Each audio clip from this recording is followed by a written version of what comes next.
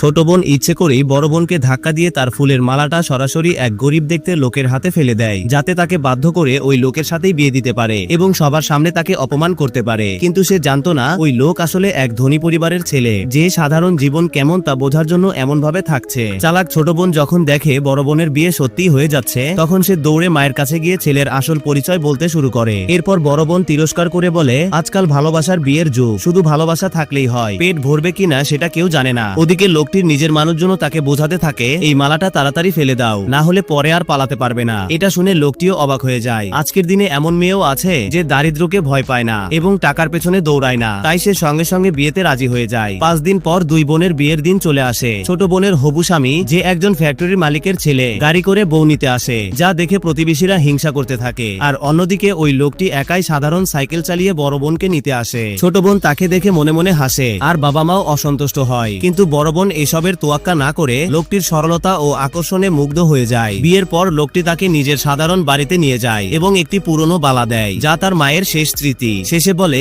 এটাই তার সবচেয়ে মূল্যবান জিনিস। কিন্তু আসলে ওই বালাটি খুবই দামি এবং তার আসল পরিচয়ের একটি চিহ্ন। কিছুদিন পর যখন মেয়েটি বাবার বাড়ি যাওয়ার প্রস্তুতি নিচ্ছিল, তখন বাইরে অনেক দামি গাড়ি দাঁড়িয়ে থাকতে দেখে। সেভাবে এগুলো হয়তো তার স্বামীর বন্ধুদের, তাই সে একাই বাবার বাড়ি চলে যায়। পরে লোকটি জানতে পারে তার পরিবারের বয়োজ্যেষ্ঠ কেউ খুব অসুস্থ, তাই সে দ্রুত সেখানে যাওয়ার সিদ্ধান্ত নেয়। এদিকে মেয়েটির বাবার বাড়িতে লোভী বাবা মা ছোট বোনের শ্বশুর বাড়ি থেকে আনা দামি উপহার দেখে খুবই খুশি হয়ে যায়। কিন্তু বড় বোন যখন মাত্র 2 বোতল মদ দেয়, তখন রাগে বাবা বোতল মাটিতে ছুঁড়ে ফেলে দেয় এবং তাকে চড় মারে। ছোট বোন তাকে আরো অপমান করার জন্য তার হাত থেকে বালাটি ছিনিয়ে নেয় এবং বলে, যদি এটা ফেরত পেতে চাও তাহলে কাচের টুকরোর উপর দিয়ে হাঁটু গেড়ে হেঁটে দেখাও। মেয়েটি বালাটির গুরুত্ব বুঝে শর্ত মেনে নেয় এবং প্রচন্ড যন্ত্রণা সহ্য করে এগিয়ে যেতে থাকে। অবশেষে নিজের সাহসের জোরে সে বালাটি ফিরে পায়। কিন্তু ঠিক তখনই ছোট বোন আবার তাকে প্রতারণা করার চেষ্টা করে এবং আরো খারাপভাবে অপমান করে। ওদিকে যখন লোকটি এইসব জানতে পারে, তখন সে নিজের লোকজন নিয়ে দ্রুত মেয়েটির বাড়ির দিকে ছুটে যায়। কিন্তু সে পৌঁছানোর আগেই মেয়েটি কাচের টুকরোর কারণে ভয়াবহভাবে আহত হয়ে পড়ে।